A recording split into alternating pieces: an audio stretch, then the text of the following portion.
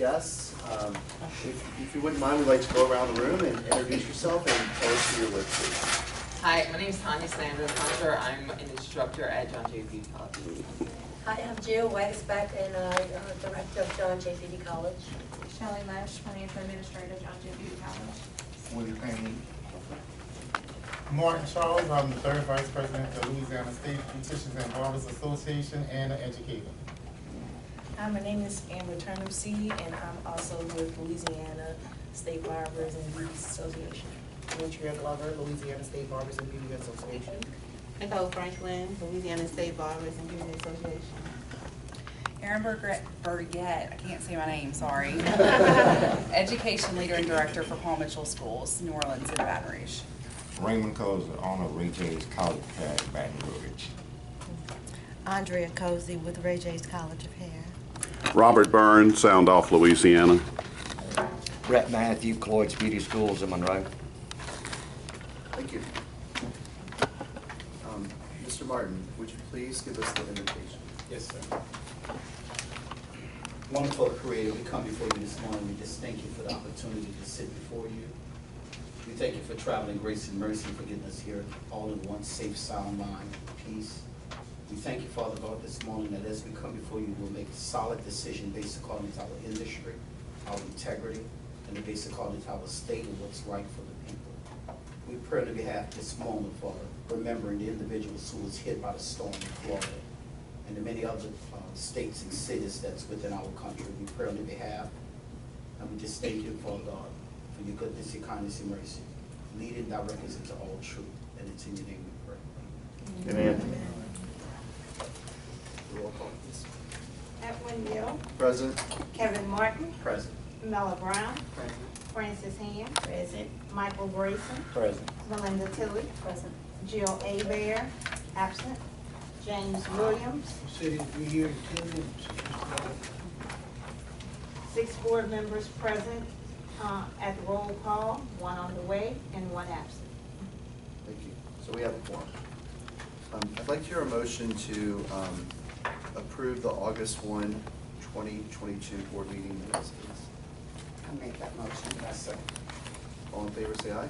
Aye. The minutes are accepted. And also we need a motion to accept the agenda for today. I make a motion to accept today's agenda. Second. All in favor, say aye. Aye. The agenda is accepted. Okay, first on our agenda is Mr. Willie Payne. Yes. Would you like to address the board? Yes, I'm here to try to get my instructor's license back and also to see if it's okay for me to open up a cosmetology school again. And in light of that, there was a few things that I've done since 2014 to try to stay connected to the cosmetology industry, such as I went and got my barber's instructor's license. I started being a substitute teacher for the East Baton Rouge Parish school system, taking multiple classes in every area of man weaving, sister locks, natural hair, braiding, makeup, just doing a lot of continuing education. Okay, also was instrumental in setting up the prison system, setting up cosmetology in the prison system. And I checked on it about 3 weeks ago, and they said that it was very successful. I also was working with the School for the Deaf to see can we get some more alternative hair is what they're interested in, and trying to get them connected with schools that are interested in working with deaf students with the alternative hair program. Also have been an advocate with the WIA program because cosmetology is not significant anymore when it comes to federal money, because a lot of the cosmetologists and barbering are not taking the time to file their taxes. So as far as WIA program, they're not a significant, they're not significant because they're not filing their taxes. So whenever I have an opportunity to speak to anybody, any classes, whatever, I always throw that in, that everybody should file their taxes so that if it's not for them, it's for the future generation. And lastly, I have a nonprofit whereby Sally's, Armstrong McCall's, and several other beauty beauty supplies. So they donate supplies to my nonprofit, and what we do is we take those products and send them to places that are that have national disasters and they don't have the proper resources in order to live with. So that's basically what I've been doing, you know, within the labor since 2014 to now, to try to stay connected to the industry. Thank you. Ms. Horace. Okay, just to give some background, because most of the board members on the board now were not here at the time. Mr. Payne is before you because in April of 2014, the board issued an order after a lengthy hearing in which Mr. Payne's, he was an instructor, but his instructor's license was revoked.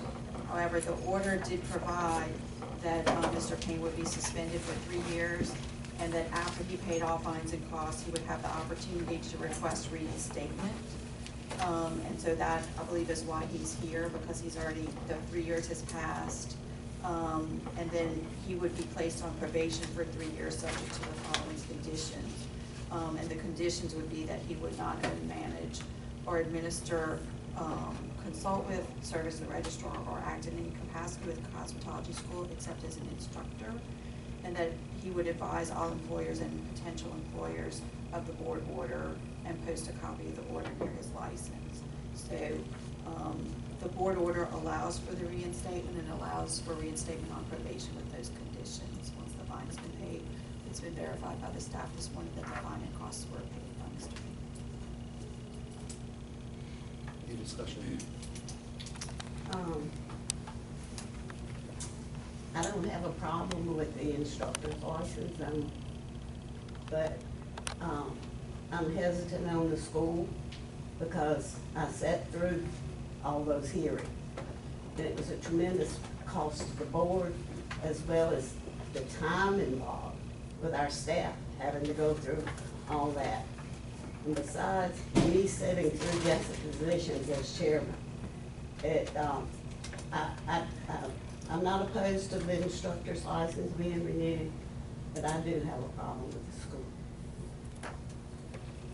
So what is really before us today is for the reinstatement, and the reinstatement in the order provided that there were conditions that I just read, in order for Mr. Payne to open a school that requires 3 years of probation under those conditions, and he would have to apply. And as I understand, Mr. Payne has not really applied, just maybe asking a question as to the possibility, but the order provides for you to be on probation for 3 years and then be able to apply, and you would have to complete everything that you would have to do to open a new school, because obviously the school's not there. So have the information package if you want to work on that, but I just see no reason not to reinstate his license with the conditions that were in the order.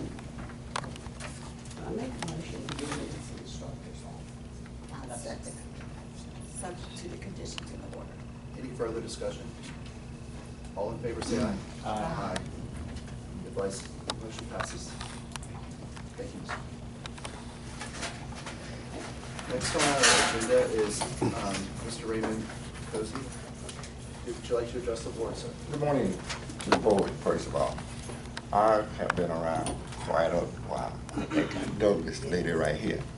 I don't know what happened back then, but I know what's going on today. Crime is bad in the city. Not only in the city, but in this state. I've been in business 28 years. We do have financial aid. We've been certified with the boards. The next thing is working with these kids in the streets. I'm a street person. I go out. I'll go to the rural areas and pick up kids that cannot afford the cost of school. And we help them. We give them a license, take them off the road, make them independent. This is my job. This is what we do. I like to be reinstated with my license to go to a rural area and open schools so we can help these kids.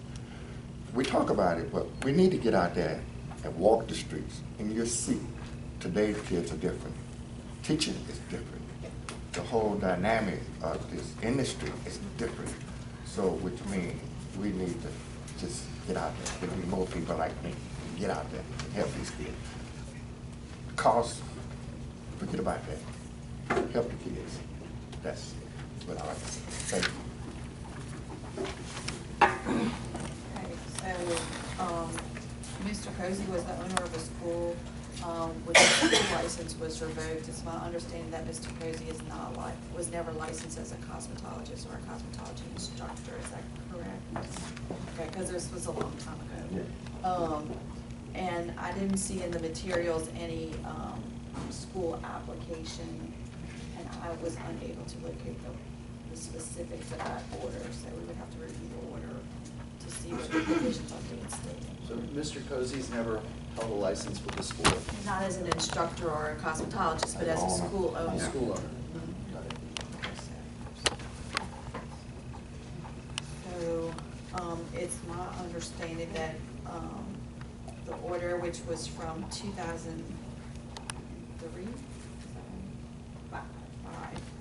2005, provides that, there was a fine and reimbursement of costs ordered, and there was, the order does not address reinstatement of a license or anything, but my understanding is we don't have any real application, and that the fine and costs have not been paid from the order.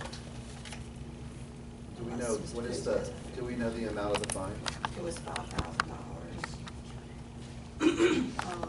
And he was required to reimburse all costs of the stenographer, investigators, and court attorney, and I don't know if we have an affidavit with that amount. But we would have to research the records to put together that amount. But the fine has not been paid, I don't believe. So that would be the next step for Mr. Cozy. If he wants us to put together the costs, we can do that and send it to him. He would have to pay, complete this order, and then, again, do a complete application to open a school, because the school's no longer operational. How does that sound, Mr. Cozy? That sounds okay. Okay. And so we have an information package to help. I have my whole package. Yeah, no, we're not.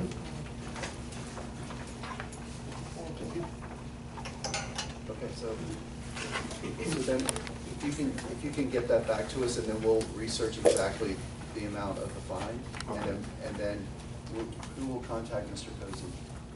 Board staff can Board contact staff Mr. will Cozy contact. once we have the amount, and then you wouldn't have to come back to the board until everything is paid and he completes the application.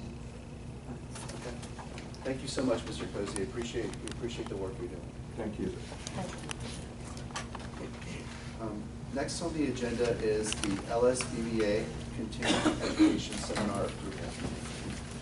Good morning, everyone. I am in representation of the Louisiana State Beauticians and Barbers Association. My name is Martin Charles, and we come for the approval for the CEU hours for the instructors. And I do have some information for you. We have it. Oh, We passed it out. It's in our book, so we did get it. Thank you. Okay. Let me, if you want me to, I'll.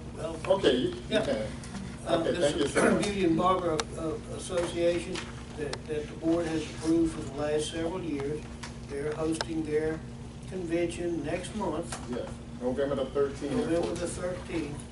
They do have their curriculum listed here, and so it would be just routine for the board to approve their 16 hours for continuing education. And that's what we're doing. Thank you. You will. Any questions on the board? Okay, make a motion to approve continuous education hours for LSBBA. A second. All in favor, say aye. Aye. Course approved. Thank you very much. Good luck. Okay, thank y'all. You're welcome. Thank y'all. Mr. Mr. Young, I see the next items on our agenda are some school matters. First is, you want, Well, I will introduce them and then I'll let Debbie, LaSalle Tech Career Education intent to open. Debbie? Yeah, LaSalle Tech currently has a location in Houma. They want to do an additional location in Houma. So they submitted their 2-year business plan, their financial statements, and they just need permission to move forward with the next step. and is everything in order? Yes, sir. And this is like a new school. Yes, they're going to have 2 locations, basically. No previous location, no existence. They currently have one They in Houma. currently- They're going to keep that one and then have one also in Houma. How long they've been in existence? They've been in existence for a while. They took over, what was the prior name? It was another name prior, oh, South Louisiana Beauty College. They bought that and they've been in business for a while. Okay, thanks. Yeah, over It's 10 been a long years. time. Yes, Yeah. ma'am. That's key. That is correct. So this is, I know that you're gonna stress manicuring and aesthetics, but you will also have cosmetology. They're not here. They're not here. No, that's John Jay. That's the John. Yes, but they are opening up Oh, sorry. full service.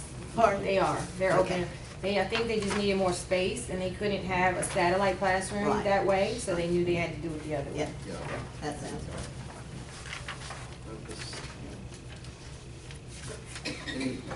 Any questions about the approval of the intent to proceed of South Louisiana Beauty College? No. Everything this looks good. Make the motion.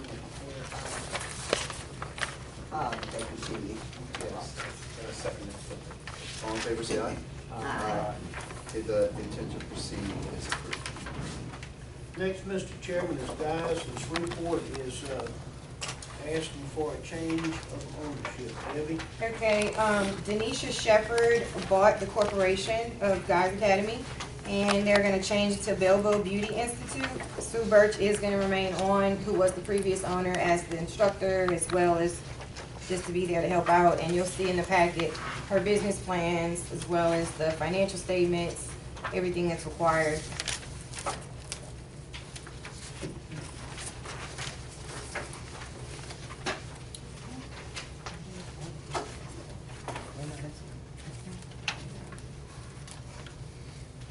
Pretty substantial package, yeah.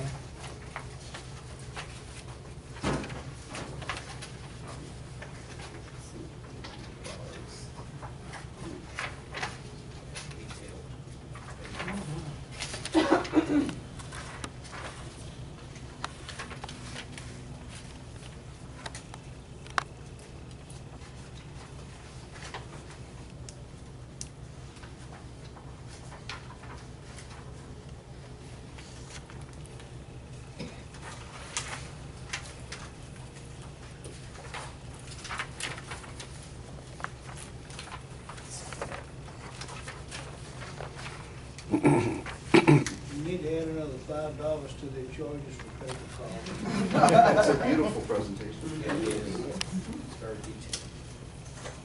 So, I agree.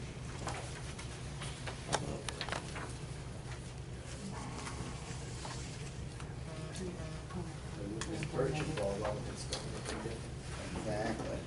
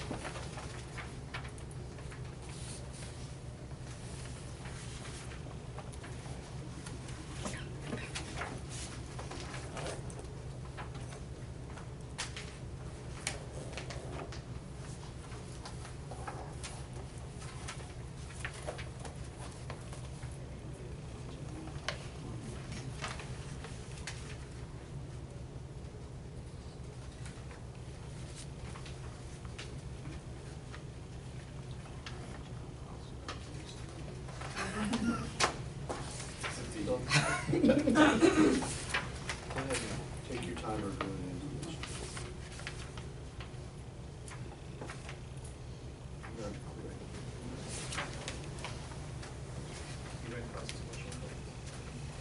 It's in there.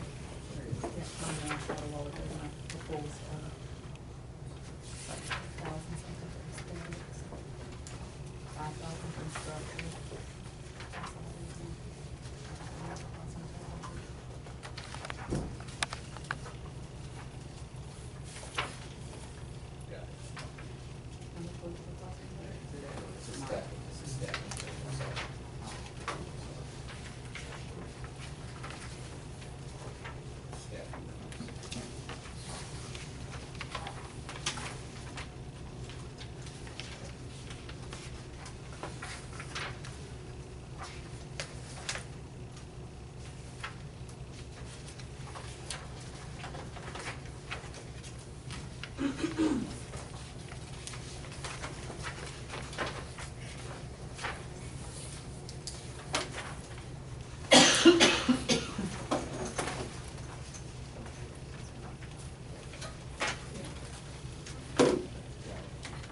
Yes, Sue is retired. Sue, I guess it's. No, she'll still be working. She'll still be. She just sold Oh, she's still gonna be. the corporation.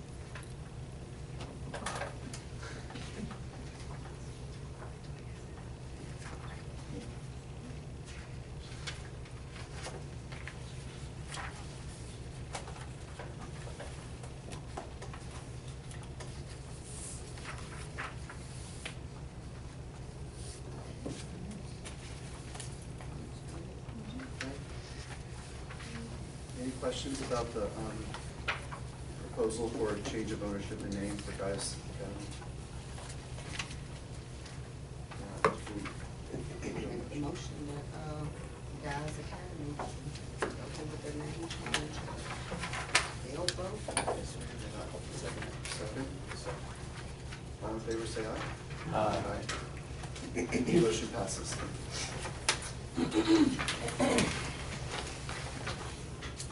We have another change of ownership, Ms. Gill. Actually, that's supposed to just be a name change. It's still owned by the state of Louisiana. That was Central Louisiana Technical Community College. They submitted as if it was a change of ownership, but when we dug into it, it's just a change of name to Bossier Parish Community College, Natchitoches campus. So that's just the FYI for you guys. Okay.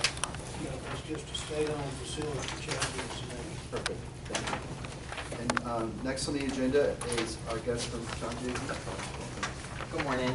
Thank you all so much for the opportunity to come by today. So we're just here and asking for a consideration of shortening the time period in which teachers, students can become teachers. So we have an immense teacher shortage. We've had an ad running for close to 6 months, is that what now? A year and a half. A year and a half. And it's just been really difficult to try and find good, strong teacher instructors. And so we just were, well, teachers, so we were just really asking if y'all would at least consider maybe shortening the time, revisiting maybe how we can make this work so that it's not so long. One of the things we've noticed is when they graduate, they're very excited. They're ready to hit the ground running, right? And so we want to take a hold of that opportunity and that enthusiasm and direct it into instructors. Because a lot of them have this sort of, I mean, and I'm sure y'all can understand, when you first start out, you want to accomplish everything, right? You want to get out there and just kind of like make your impact on the world, make your imprint on the world. And so what I'm seeing with a lot of these students is they're like, okay, how do I become a teacher? How do I do this all the time?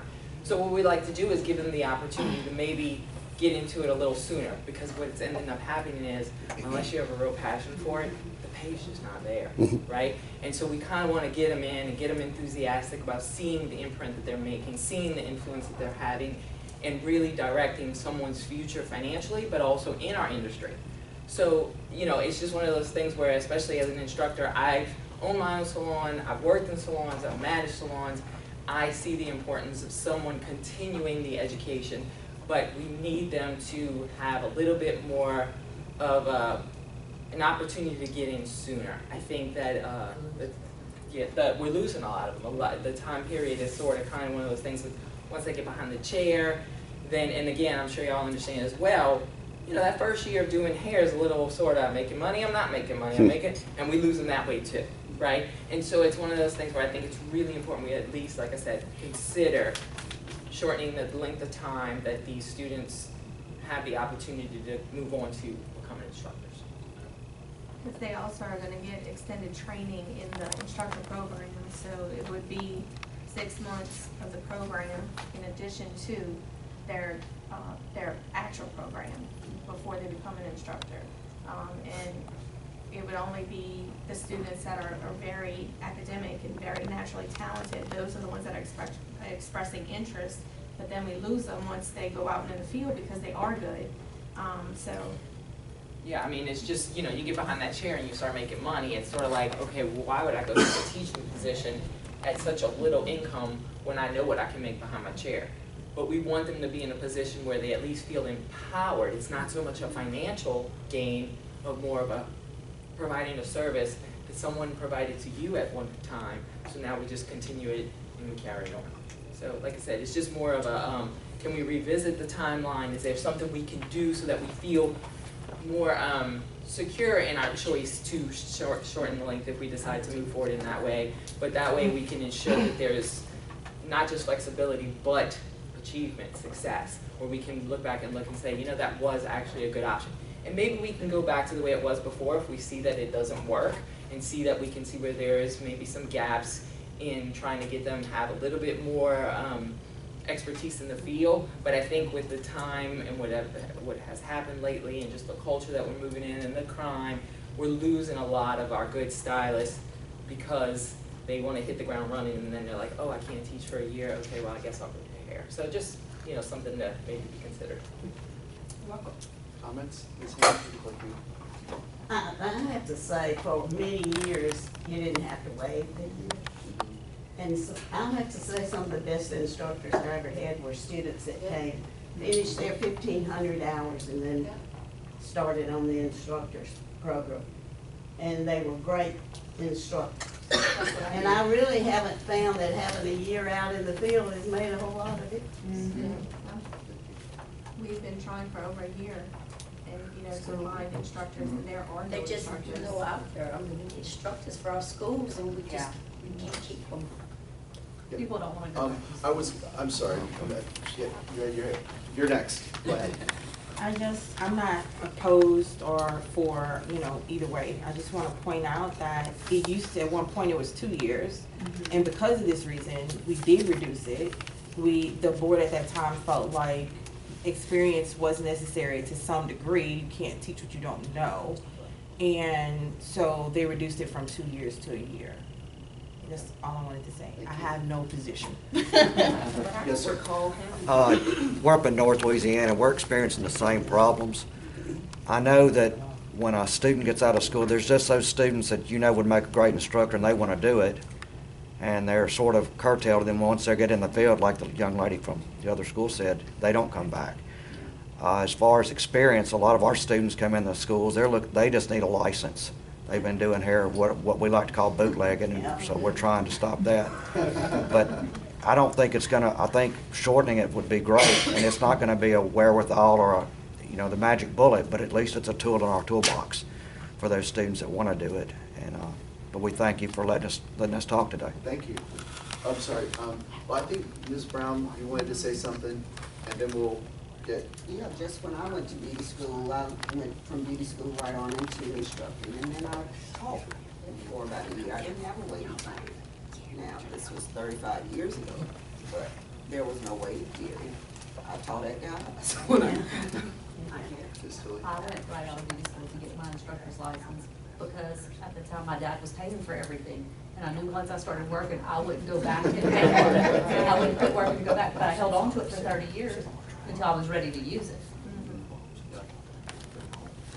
I think this could like be very helpful for people that are, you know, admin over schools. Like, of course, this is like music to my ears right now because believe me, down the street from y'all feel it. And the other thing too is we've had instructors move from other states and they get reciprocity, and their instructor's license, like in Missouri, is 3 years experience behind the chair, and then they go and take the state exam, the practical and the written with that experience, and then if they pass, they get their instructor's license, and then they can transfer their license here.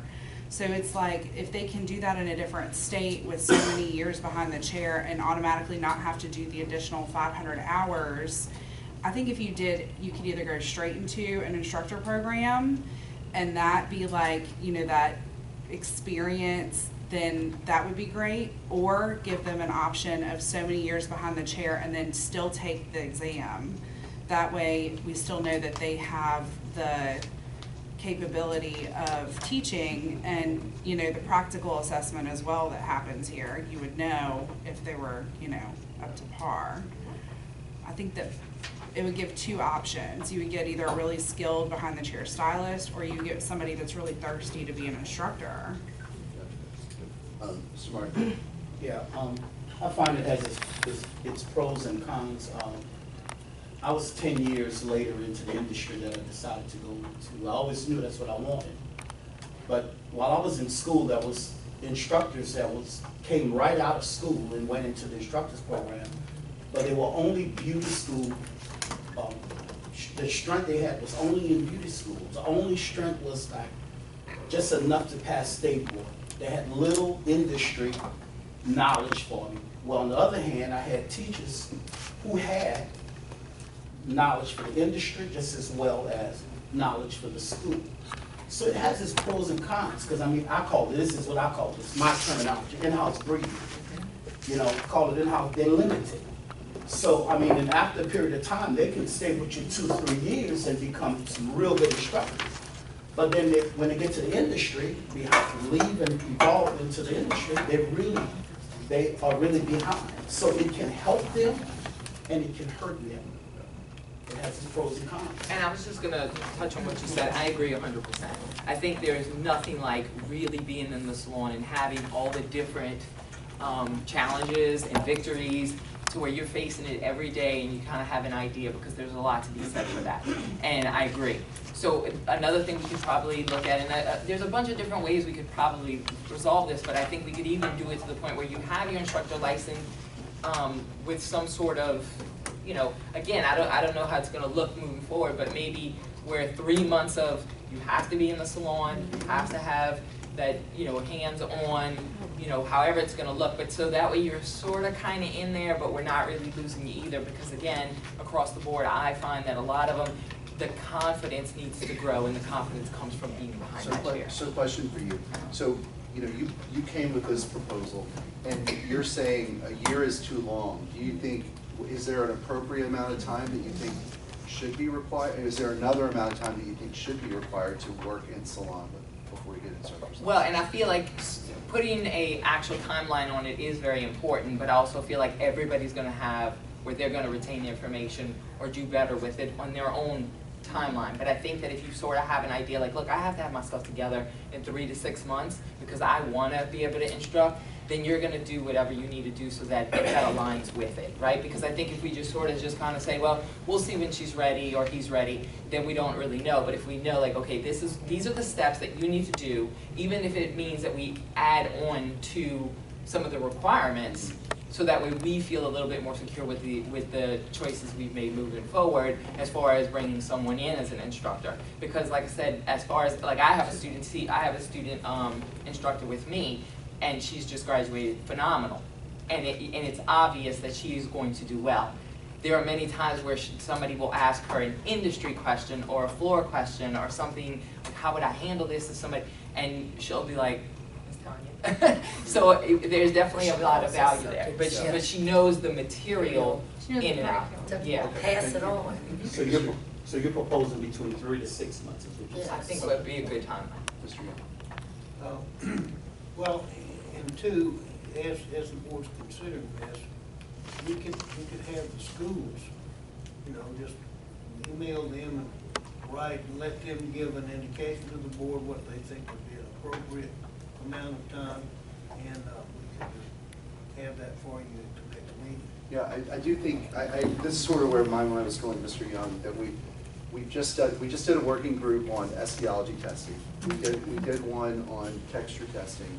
We reopened the rules. We've made changes, like we had a lot of people were wanting to get testing done more quickly. So we're now going to allow people to test at 1,400 hours. They'll still have to finish all their paperwork, but just so that, to shorten that delay between finishing school and getting your license. So I think I believe this would be a rule change, correct? So we're just finished, you know, we did our work for the last 12 months on the rules. We're just today going to start our process of getting it approved. So this is something that we could work on over the next several months, and when we do the rule, look at our rules in the coming year, could be something that I think that would be appropriate because, you know, as Morris is going to go through the process for a rule change now is very, very lengthy. So if we start this step today, it won't happen until February. So we want to get this set done and we can start working on the next set of changes. Yes? Did you guys, I thought I saw. Not me. Was there anyone else who wanted to say anything? I mean, you just don't know how they are behind the chair. Like, I'm just gonna put it out there. They can say they have 3 years experience, but they could be working at like a chop shop and not really be doing great hair and having great professionalism and great customer service skills anyway. And you don't always know that.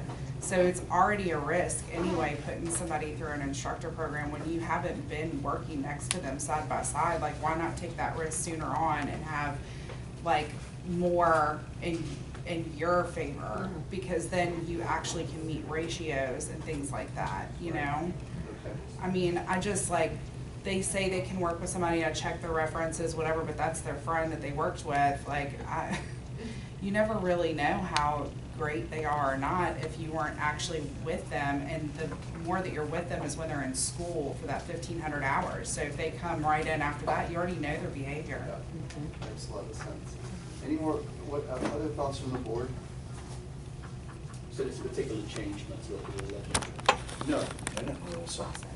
The rule process, which is, but it's not just a board resolution, it's a whole, it would be a rule change. So staff, what do you guys feel? How should we proceed at looking at this? It's really up to you guys, Michelle. Mr. Williams? I'm not sure I understand. I apologize for my tardiness today, but I'm trying to catch up. Like the gentleman behind me just said, some students come in to your school and you're trying to teach them, hoping they will learn. But what they're really there for is to get a license. They're already doing hair. They already have clients. That's one person. When you talk about a teacher, you're talking about a different person. That's my feeling on it. It's difficult to find good teachers. As far as I'm concerned, in February, I think we would have been in business 50 years. It's always been difficult to find good teachers. The advantage of being in school, you get to know your students as students, trying to get their cosmetology license. And you can see the personality, because it takes a certain kind of personality to be a teacher. Teachers normally are teaching people who are from a different generation than themselves. And it brings on a lot of need for patience and knowing something about teaching methods and techniques. So I understand what you're saying, but I think you're talking about two different persons. Just be patient, pray, and see if you can look at your students and see who has that kind of personality that they could deal with different people, that they could deal with the fact that you're trying to give a student something and they don't appreciate it at all, but you know they need it. So I think you're talking about two different people. Thank you, Mr. Williams. I think, Mr. Young, if you could send out a survey to schools about what in an ideal world our instructor licensing would look like, and then we bring that together and have a follow-up discussion on this. Does that make sense? Not so much as a licensing, it's the time span after their It's license. Right, exactly, that's what I meant to say, the requirements. Yeah, okay, thank you, Ms. Byrne. Okay. Thank you. Next item is Denham Springs Beauty College. Yes, this is only a time change. Thank you. Ms. Hand's gonna step No, out. no, she's not. That's fine. You can't vote on this. She's refused. Okay. We have Denham Springs Beauty College. They currently are Tuesday through Friday, 9 to 3, and on Saturdays, 8 to 12, 26 hours a week. They want to change to Tuesday through Friday, 8:30 to 3:30, closed on Saturday. They'll still be open 26 hours a week. Just closing on Saturday. That's a real trend, isn't it? Nobody wants to go to school on Saturday anymore. Any questions or discussions about the hour change? Do you hear a motion to approve the hour change of Denham Springs Beauty College? Yeah, I make the motion to approve the hours for Denham Springs Beauty College. Yes, it is. Second, all in favor, say aye. Aye.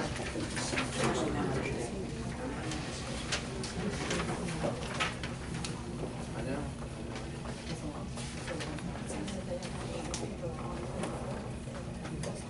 Right, that's the thing Saturdays does. Okay, sorry. Just Let me side get talk. this, and then we can start on the consent.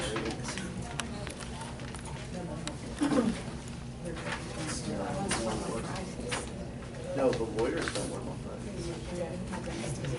No, my son tells me he goes into his office on Friday afternoon, there's nobody in his office. It's crazy.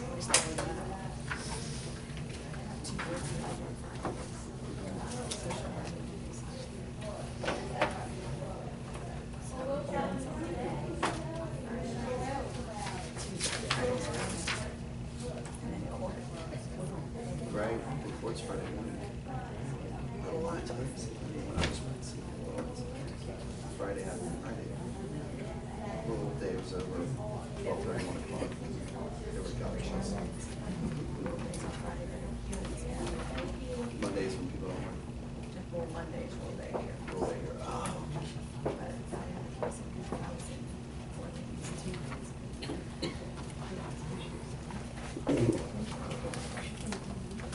Ms. Hand is back in the room, so thank you, Ms. Hand, and we'll resume. Next item is our consent agreements, and congratulations, you have quite a few matters that looks like they've been resolved. Well done. I have been trudging through as many as possible to try to catch up on our backlog. We were supposed to have a couple of hearings today. We were not able to get the interpreter that was required, so we had to bump those. So we do currently have 3 scheduled for November. I'm not gonna schedule any more than that because 3's enough. Some of those may resolve, between now and then, so we'll just see. Okay, so the first 2, A and B, go together.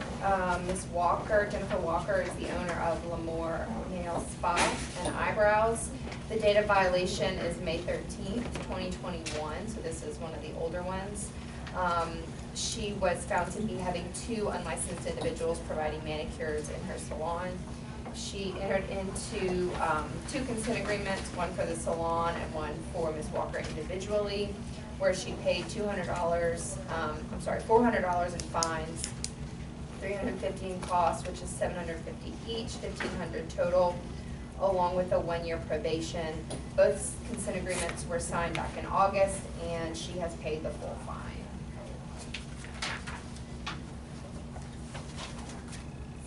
We'll just go through all of them. Yes. All right. The next one, the next two go together, Tommy Wynn and Magic Nails. Data violation, April 7th, 2022. They were found to have a wax pot and supplies without the required licensure for conducting waxing. They entered into consent agreements on that one for the salon and one for the individual, where they paid a fine of $200 plus $350 in cost, for a total of $550 each, or $1,100 total, plus a 1-year probation. They signed the consents and they have paid all of the fines. The next one is the next two go together, Lucky Nail Spa and Mr. Doe. Data violation, May 14th, 2021. They had 2 unlicensed individuals doing manicures in the salon. They paid fines of $400 plus cost of $350, so $750 each, for a total of $1,500. 2 separate consent agreements, one for the individual and one for the salon. Also a 1-year probation.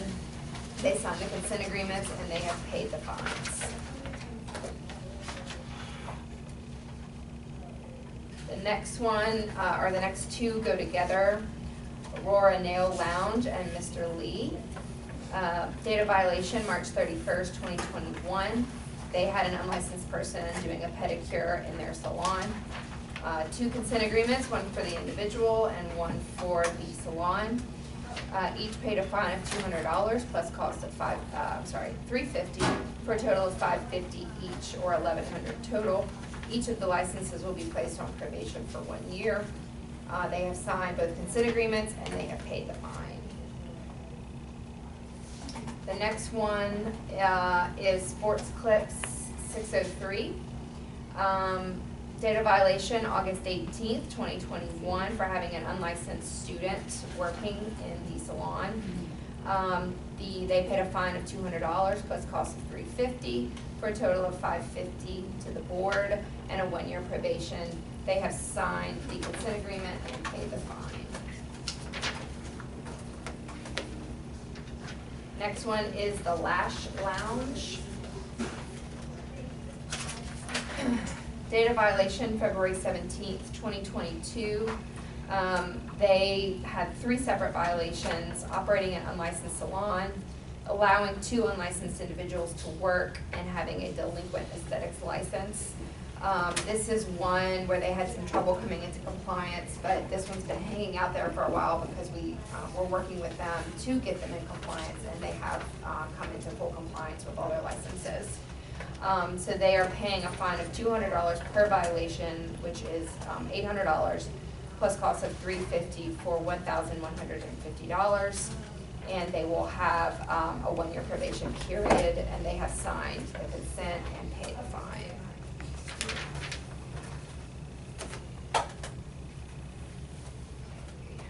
The next two to go together, Island Petty Spa and Mr. Vu. April 13th, 2022 is the violation date. They had a delinquent salon license and 3 unlicensed individuals working in the salon.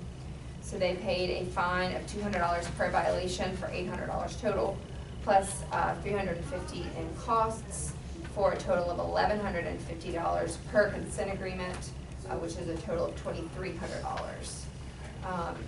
They paid the fine, and they have consented to a 1-year probation and signed the consent agreements. The next two go together, Mr. Pham and Hawaiian Nails. The data violation is June 10th, 2021. They were found to have an unlicensed individual doing a manicure in the salon. This is one where they had prior discipline in 2009 for having unlicensed individuals in the salon and for performing waxing services without the required licensure. So back in 2029, they entered into another consent agreement where they paid fines and costs totaling $2,225, and they had a 1-year probation. They paid all of those costs and they served their probationary period, but now they have a new violation, and so with that violation, they're gonna pay a $200 fine. They're gonna pay $350 in costs, for a total of $550 per consent agreement, or $1,100.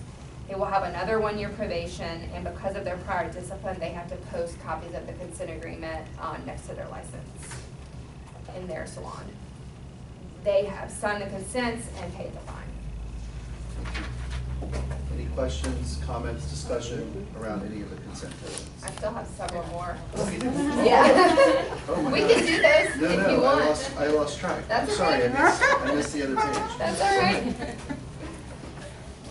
Okay, next one is O, Rachel Gerard, data violation, June 22nd, 2022. She was operating a salon without a salon license. She has since come into compliance and gotten her salon licensed.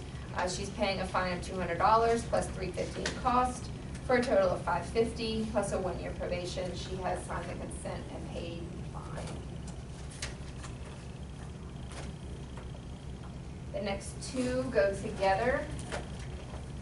Mr. Nguyen and VIP Nails and Spa, data violation, May 14th, 2021, for having an unlicensed person doing a manicure in the salon. They have paid a fine of $200 plus $350 in costs, $550 per consent agreement for a total of $1,100. They have a 1-year probation, and they have signed the consent and paid the fine. The next two go together again, Mr. Nguyen and Orchid Nail and Spa. Data violation, July 21st, 2020. I'm sorry, March 10th, 2022, my error. They paid a consent, they had an unlicensed manicurist performing services in the salon. They are paying a fine of $200 plus $350 in cost, $550 each, $1,100 total. For a 1-year probation, they have paid the fine and signed a consent agreement. The next one is Avani Cross. This is one where Ms. Cross had a temporary license during COVID that was issued, and she continued working past when that temporary license expired. And she was also operating a salon without a salon license. She has since passed all of her exams and now qualifies to be licensed, but her license cannot be issued until this violation is cleared. So she has been unable to work at all as a result of this violation hanging out there. So she entered into a consent agreement where she's gonna pay $200 per violation for a total of $400 plus $350 in cost, for a total of $750, and she's agreed to a 1-year probation of her license once it's issued after this violation is cleared. The one thing we did differently for her, and only for her because she is unable to work because her license has not been issued as a result of this violation, is we've agreed to a payment plan for her. She's paid $200 now, and she's gonna pay $200 in 30 days, and then the remaining $350 in 60 days from now. And she understands, and the consent agreement provides, that if she doesn't pay those fines, then the immediate suspension will take effect. And again, that's only because she's unable to work right now because her license hasn't been issued. All right, and then the last one is, the last two go together, Regal Salon and Mr. Nguyen. Data violation, March 31st, 2021. They had a manicurist performing waxing services without the required licensure for doing so. They had paid a fine of $200 plus $350 in costs for a total of $550 each, $1,100 total. And they've agreed to a 1-year probation. They have signed the consent agreements and they have paid the fine. And that's it. Thank you. Any questions, discussion, comments about the consent?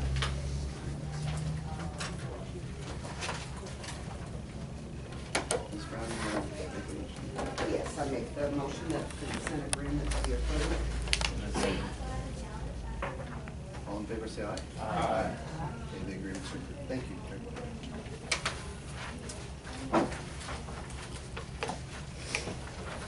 Okay, next on the agenda is our executive director report. Mr. Chairman, I'm just going to go over just a few things very briefly. That our staff has got testing caught up to virtually next week. I mean, the only thing we're having problems with that's causing us 2 or 3 days of testing rather than 1 day is that on our aesthetics, we have 6 aesthetics chairs back there, and it takes about an hour and a half or 2 hours to go through the practical test. So we can do 6 at a time. So on a day, we can only do 12. So we have 12 aesthetics per day. So many days we will have aesthetics and manicures. And it might take us 3 days to get caught up on the estheticians. But otherwise, the testing is good. Everything seems to be going well there. We're not finding any major problems. I don't think with staff. We are having some problems with the very low rate of pay that civil service allows when you can work at McDonald's for $4 an hour more than you can work for the state. Sometimes it's hard to hire somebody, and but I mean, we're working through that. We have something we're going to bring up next time on the director's report, which will be about looking at the reciprocity NIC testing that we're doing throughout, and see what we need to do in Louisiana, if we need to change or stay with the 33 states. So, but all in all, everything seems to be fine, folks. Okay. No one's croaked, and that's good. Thank you, Ms. Rion. Ms. Morris, attorney's report. The only pending litigation we still have is the grading suit, and we have a conference with the judge on Wednesday to set deadline for that case. And then the rule revision, I handed you on my schedule, and I will get it back. She printed for everybody a copy of the rules that were approved. We are going to submit those this month. So they go to the legislative auditor, the occupational licensing review board, and other places. So we have till the 20th to give it to the legislative auditor and the occupational licensing review board. So Kiwan and I will be working on that because they require a different formatting than we have in your packet that Red shows you what's being added or changed. But there's very specific formatting for the register. Once that happens, the notice of intent will be published November 10th, and will be submitted November 10th and published November 20th. There will be a period for requesting a public hearing, and it will go to the legislative committees for oversight. And depending upon whether we have any comments that require us to change the content, might vary the schedule a little bit, but assuming that we don't have any other than technical changes, the final rules will be published February 20th. And note that the ones that y'all are looking at, that's the Q1 version, that's not the polished Sherry version. Like, that's just my version of what was approved, not her, correcting the verbiage and stuff. Right. So we'll make sure it's all consistent and in the format that the register requires. Right. And that'll be done before it gets to the supplies. And do we need, is there any board actions to take today? I think the board already. It's already approved everything. Okay. Subject to clerical corrections. Yeah. And format. Yeah. Language consistency and all of that stuff.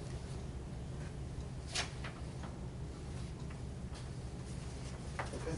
So that will be. That's it? Yes. All right, thank you, Ms. Morris. Anything else to be brought before the board today? We hear a motion to adjourn. Make a motion to adjourn. Second. All in favor, say aye. Aye.